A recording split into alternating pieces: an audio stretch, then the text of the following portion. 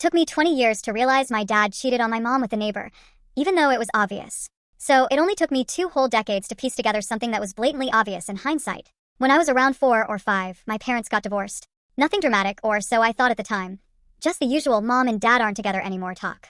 My dad moved into an apartment downtown and I started doing weekend visits. I vividly remember my first night staying at my dad's new place. About an hour after I got dropped off, our old neighbor from the house we lived in magically showed up. Cool, I guess? She ended up making us dinner and staying the night. But hey, I was 5. My tiny brain just assumed she was being neighborly. After all, she was close to our family and I hung out with her 2 kids all the time.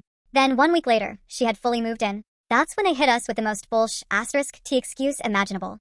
So, the apartment office made a mistake and accidentally put us in the same unit. And since we already know each other, we're just gonna roll with it. And my little kid brain accepted this as completely normal. Sure, apartment complexes totally do that. Fast forward 11 years. By this point, my dad and our neighbor had bought a house together. I was finally old enough to realize, oh yeah, they're obviously dating. Eventually, they even got married and had a kid together. But here's the kicker, it still didn't click for me. It wasn't until I was 24, that I was telling the story to a friend and suddenly froze mid-sentence. Wait a minute, apartments don't FCK up like that, asterisk.